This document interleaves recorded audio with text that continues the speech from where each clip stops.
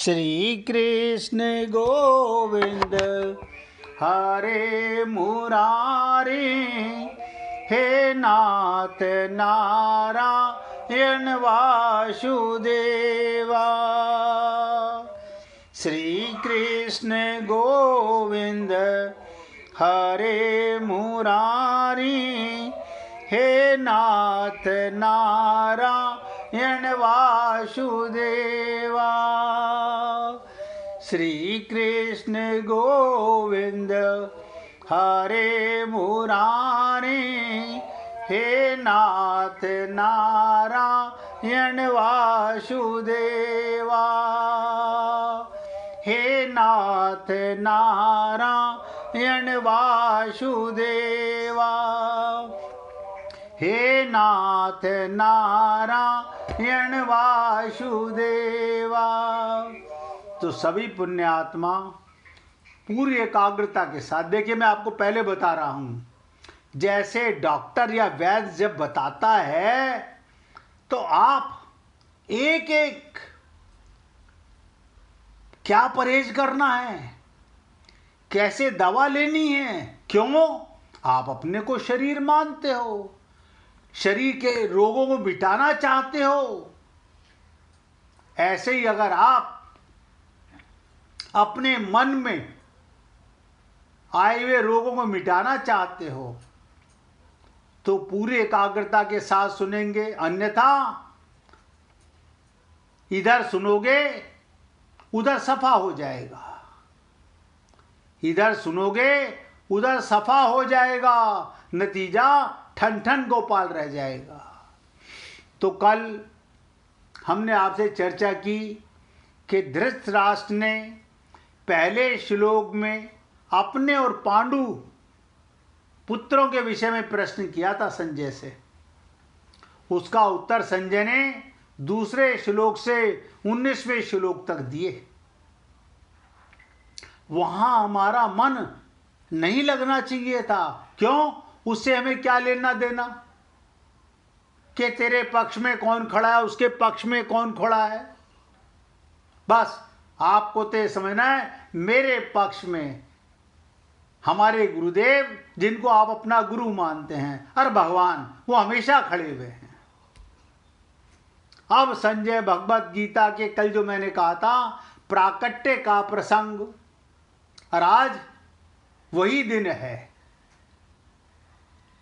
और मैंने कहा था यहां से 20वें श्लोक से संजय ने कहा अथाह, और जहां भगवान की वाणी समाप्त होगी वो इति पद से समाप्त हो जाएगा। यानी ऐसे ही भगवत गीता के उपदेश का आरंभ दूसरे अध्याय के 11वें श्लोक से भगवान बोलना चालू करेंगे और 18वें अध्याय के 66वें श्लोक में उपदेश समाप्त कर देंगे। तो कल मैं आपको बता चुका था कि पितामह ने, भीष्म ने युद्ध आरंभ करने की घोषणा के लिए शंख नहीं बजाया था, केवल दुर्योधन को प्रसन्न करने के लिए। कौरव और पांडव सेनाओं ने उसको युद्ध आरंभ की घोषणा मान लिया और अपने अपने अस्त्र शस्त्र हाथ पे उठाकर तैयार हो गए। इस तरह सेना ने अस्त्र उठाए देखकर वीरता में भरकर अर्जुन भी अपना गांडीव धनुष उठाने में, यानी जो बात सबने की वही अर्जुन ने किया। अर्जुन ने भी अपना गांडीव उठा लिया।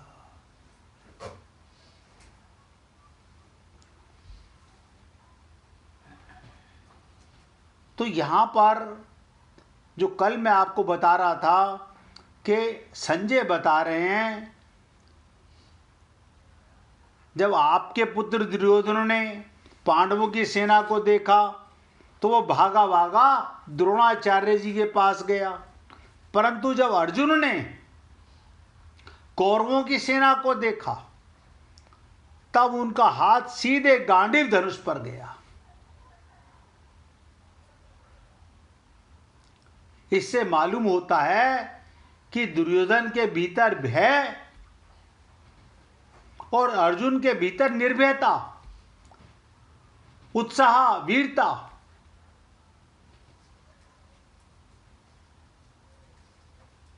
फिर एक शब्द आया कल के श्लोक में, कपिध्वज। अर्जुन के लिए कपिध्वज विशेषण देकर संजय धृतराष्ट्र को बता रहे हैं। और आप ऐसा मान लीजिए कि जो अर्जुन प्रश्न कर रहा है वो हम सब के लिए, और जैसे धृतराष्ट्र सुन रहा है, ऐसे ही आप हम लोगों को एकाग्रचित्त होकर सुनना पड़ेगा।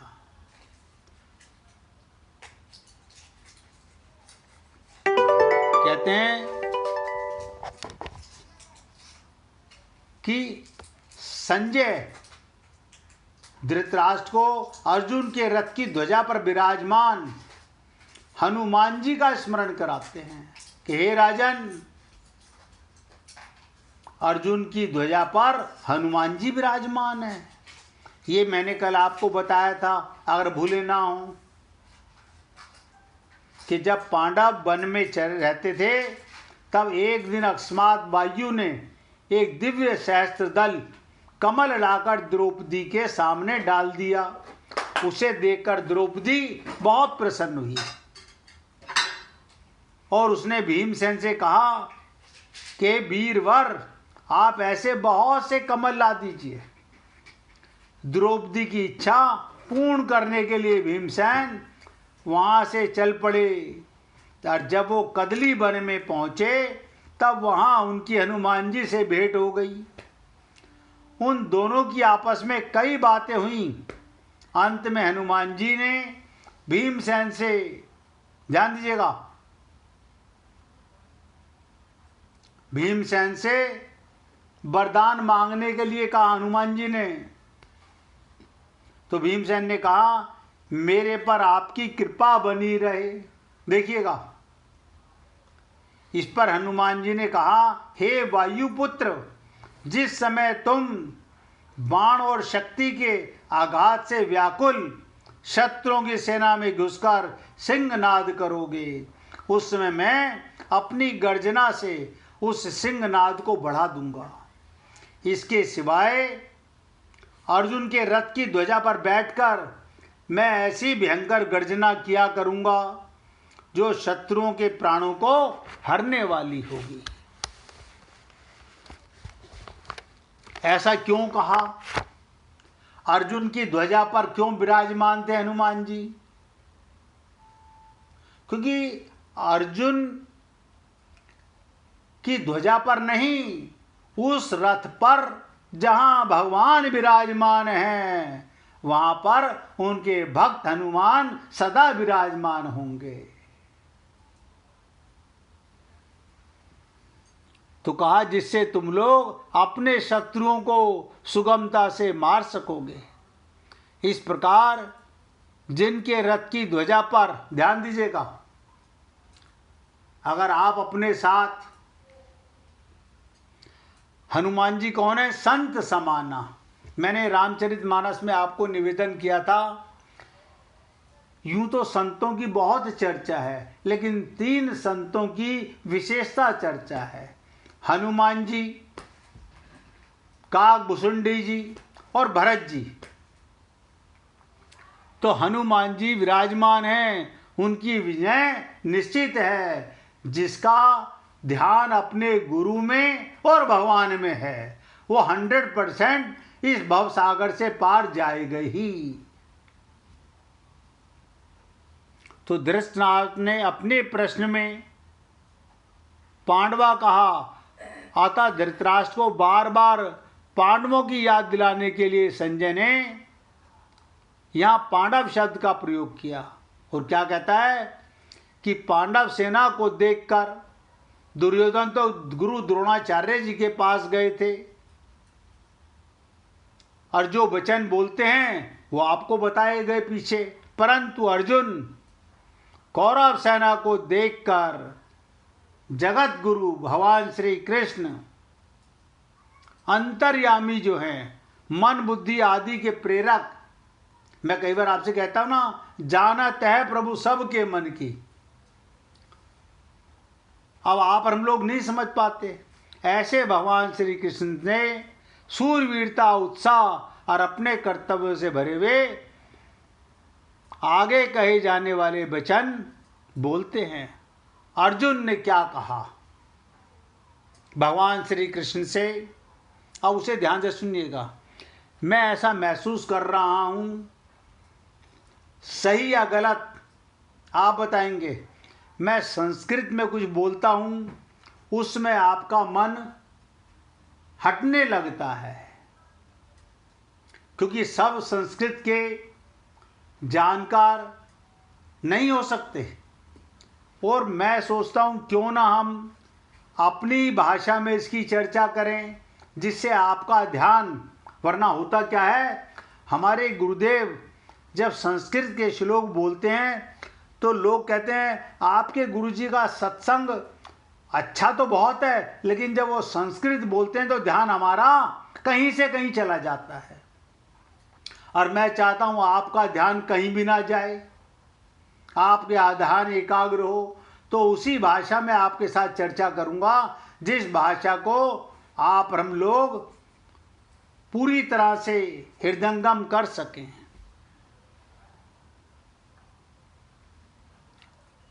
तो यहां पर कहा गया 21वां और 22वां श्लोक, ये अर्जुन बोल रहा है 21वें और 22वें श्लोक में भगवान श्री कृष्ण से, हे अच्युत, दोनों सेनाओं के मध्य में, क्या कहता है, दोनों सेनाओं के मध्य में मेरे रथ को, एक एक शब्द ध्यान देना, दोनों सेनाओं के मध्य में मेरे रथ को आप तब तक, ये पकड़ने का पॉइंट है, मेरे रथ को तब तक खड़ा कीजिए जब तक मैं युद्ध क्षेत्र में खड़े हुए इन युद्ध की इच्छा वालों को देख ना लूं। निरीक्षण करना चाहते हैं कि किन के साथ मुझे युद्ध करना है। अब देखिएगा, रथ पर कौन विराजमान है, भगवान श्री कृष्ण। किसको बोल रहा है, भगवान श्री कृष्ण से। इस युद्ध रूपी उद्योग में मुझे किन किन के साथ युद्ध करना हो योग्य है। इसलिए अब यहां से चर्चा शुरू होती है और आपसे निवेदन करूंगा, क्योंकि आपका मन इधर उधर भटके नहीं, इसलिए पूरी एकाग्रता के साथ सुने। दोनों सेनाएं जहां युद्ध करने के लिए एक दूसरे के सामने खड़ी थी, दोनों सेनाएं खड़ी हैं। अब रथ को चलाने वाला कौन, आप सब जानते हुए ड्राइवर कौन है, लगाम किसके हाथ में है। हमने अपनी मन की डोर, अपना ड्राइवर भगवान को नहीं बना रखा, हमने मन रूपी लगाम और बुद्धि रूपी ड्राइवर भगवान को नहीं बनाया हुआ। लेकिन यहां अर्जुन के रथ पर भगवान के हाथ में डोरी है और भगवान ही उसे रथ को चलाने वाले हैं। यानी मन बुद्धि भगवान के पास है। अब भगवान का कार्य है कि मुझे इसे कहां ले जाके खड़ा करना है। तो आप बहुत ध्यान से सुनिएगा। दोनों सेनाएं जहां युद्ध करने के लिए एक दूसरे के सामने खड़ी थी, वहां उन दोनों सेनाओं में इतनी दूरी थी कि एक सेना दूसरी सेना पर बाण आदि मार सके। उन दोनों सेनाओं का मध्य भाग दो तरफ से मध्य था। सेनाएं जितनी चौड़ी खड़ी थी फैलावट में, उस चौड़ाई का मध्य भाग और दोनों सेनाओं के मध्य भाग, जहां से कौरव सेना जितनी दूरी पर खड़ी थी उतनी दूरी पर पांडव सेना खड़ी थी। सेंटर पॉइंट, युद्ध का सेंटर पॉइंट। ऐसे मध्य भाग में रथ खड़ा करने के लिए अर्जुन भगवान से कहते हैं, जिससे दोनों सेनाओं को मैं आसानी से देख सकूं, आप प्रभु मेरा रथ वहां ले जाकर मध्य मार्ग में खड़ा कर दीजिएगा।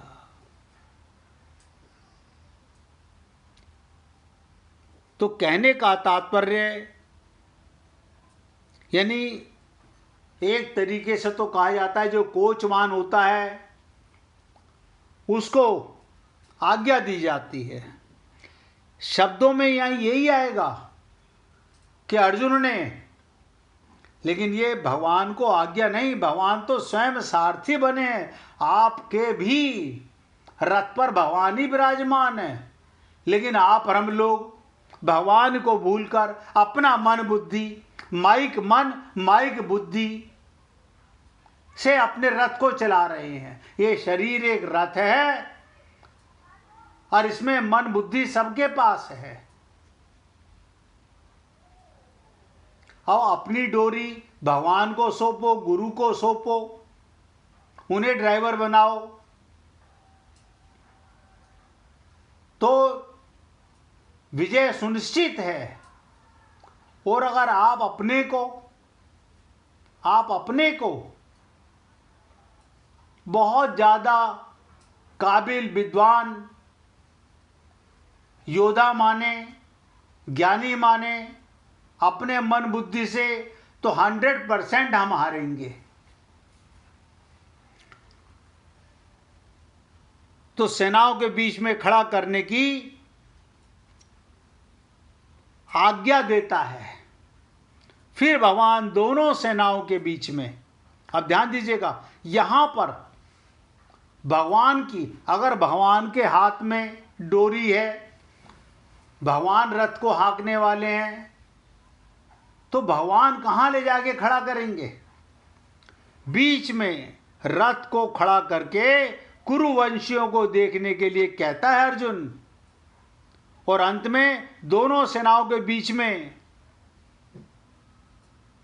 विषाद मग्न अर्जुन को गीता का उपदेश भगवान देते हैं। इस प्रकार पहले अर्जुन में सूरवीरता थी। ध्यान दीजिएगा, भगवान कहां ले जाके खड़ा करते हैं कि देख तो लूं, कहत कठिन समझत कठिन। ये बोल तो रहा है, इसके उन कुटुंबियों के बीच में ले चलूं जिनके साथ ये मोह के बंधन में बंधा हुआ है। अब आप हम लोग भी सोचे, हमारा कल्याण आज तक क्यों नहीं हुआ? मोह के कारण। बीच में कुटुंबियों को देखने से, मोह के कारण उनकी युद्ध से उपरक्ति हो गई, मन हट गया, और अंत में उनको भगवान से गीता का महान उपदेश प्राप्त हुआ। तो ये गीता किस लिए है? ये मन में जो मोह, ममता और आसक्ति हम सबके है, इसमें कोई बचा हुआ नहीं है। बस अंतर है, कोई 90% फंसा हुआ है, कोई 10% फंसा हुआ है। हम सब फंसे हुए हैं, एक थैली के चट्टे बट्टे हम सब लोग। तो भगवान की वाणी को सुनकर, भगवान के उपदेश को सुनकर, जिससे उनका मोह दूर हो गया, अज्ञान दूर हो गया, आत्मज्ञान हो गया। इससे ये भाव निकलता है, निचोड़ बताने जा रहा हूं, कि मनुष्य जहां कहीं और जिस किसी परिस्थिति में स्थित हो, कहीं भी रहे, वहीं रहकर वो प्राप्त परिस्थिति का सदुपयोग करके निष्काम हो सकता है, और वहीं उसको परमात्मा की प्राप्ति हो सकती है। कारण परमात्मा संपूर्ण परिस्थितियों में सदा एक रूप, एक रस रहते हैं। अब ध्यान दीजिएगा, दोनों सेनाओं के बीच में रथ कब तक खड़ा करें? कब तक खड़ा करें?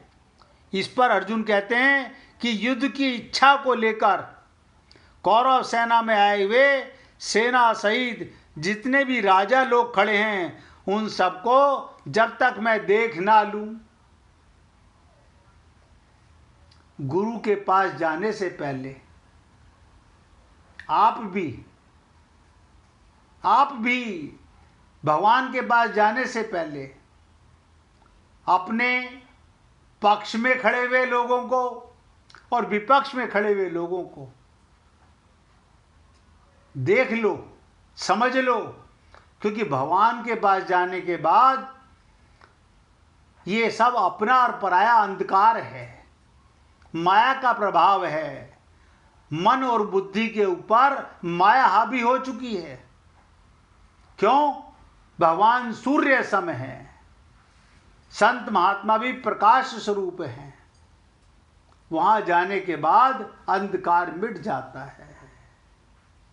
इसलिए पहले डिसाइड करना चाहिए। तो कहते हैं कि प्रभु तब तक आप रथ को वहीं खड़ा रखिए। एक एक शब्द पे ध्यान दो। कब तक? इस युद्ध के उद्योग में मुझे, ये उद्योग है, ये व्यापार है, ये जिंदगी है, जो आप हम लोगों का जीवन है। तो कहते हैं ये उद्योग है। कोई कोई काम करता है, कोई कोई काम करता है। किसी का कारखाना है, किसी की दुकान है, कोई टीचर है, कोई सलाहकार है, सबका उद्योग है। युद्ध के उद्योग में मुझे किन किन के साथ युद्ध करना है, मैं पहले जान तो लूं। कौन मेरे समान बलवान हैं, कौन मेरे से कम बलवान हैं और कौन मेरे से अधिक बल वाले हैं, उन सबको मैं जरा देख तो लूं। जब आदमी को युद्ध करना होता है तो यहां ध्यान दीजिएगा, अर्जुन कह रहे हैं हमने तो संधि की बात सोची थी महाराज। भगवान से मन ही मन सोच रहा है, हमने तो संधि की बात सोची थी ना, पर उन्होंने संधि की बात स्वीकार नहीं की। आप ही संधि का प्रस्ताव लेकर गए थे। आपने तो 5 गांव मांगे थे, उन्होंने वो भी देने से मना कर दिए। आधा राज्य तो दूर, क्योंकि उनके मन में युद्ध करने की ज्यादा इच्छा है। अतः उनको मैं देखूं कि कितने बल को लेकर वो युद्ध करने की इच्छा रखते हैं। ये निरीक्षण है। इसलिए मंदिर जाने से पहले, गुरु के पास जाने से पहले अपने को तैयार तो कर लो। अन्यथा रोज जाओ मंदिर और मन में वही ममता, वही आसक्ति, तो जाना ना जाना किसी काम का नहीं है। आग के पास जाना, ध्यान दीजिएगा, आग के पास जाना और फूस को साथ लेकर जाना, यानी प्रकाश में जाना और अंधकार को साथ लेके जाना। आप हम लोग तो ऐसा ही करते हैं, हम यही करते हैं। अब तक तो हम यही कर रहे हैं। हम भगवत प्राप्ति भी करना चाहते हैं, मंदिर भी जाते हैं, गुरु के पास भी जाते हैं, लेकिन स्वयं को शरीर मानकर अपने परिवार के सुख के लिए जाते हैं। भगवान का प्रेम पाने नहीं जाते, अपने रोग को मिटाने नहीं जाते। इसलिए आज क्योंकि गीता जयंती का मौका था, मैंने आपका बहुत समय ले लिया। समय कुछ ज़्यादा भी हो गया, मुझे भी ध्यान नहीं रहा। अब आगे अर्जुन क्या बोलेंगे वो 23वें श्लोक में कल चर्चा करेंगे। आज मैं अपने शब्दों को यहाँ विराम दे रहा हूँ और आज भगवान का कीर्तन कर लेते हैं। तुम हमारे थे प्रभु जी, तुम हमारे हो, तुम हमारे ही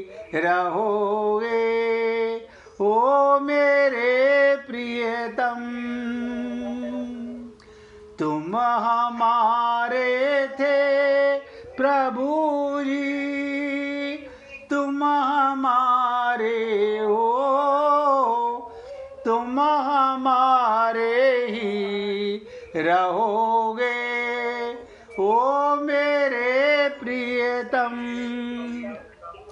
हम तुम्हारे थे प्रभु जी, हम तुम्हारे हैं, हम तुम्हारे ही रहेंगे ओ मेरे प्रियतम। हम तुम्हारे थे प्रभु जी, हम तुम्हारे हैं, हम तुम्हारे ही रहेंगे ओ मेरे प्रियतम, ओ मेरे प्रियतम, ओ मेरे प्रियतम। बोलिए वृंदावन बिहारी लाल की जय। जय जय श्री राधे, जय जय श्री राधे। बोलिए लाल जी का मंगल हो, सभी भक्तों का मंगल हो। सबको राधे राधे भैया, राधे राधे जी, सबको राधे राधे। आप सब हमें जन्मदिन की बधाई के साथ साथ आशीर्वाद भी दीजिए कि मैं आपको आत्मज्ञान कराने में और भगवत भाव आपके हृदय में बसाने के लिए प्रयत्नशील रहूं और आपके साथ ऐसे ही चर्चा करता रहूं।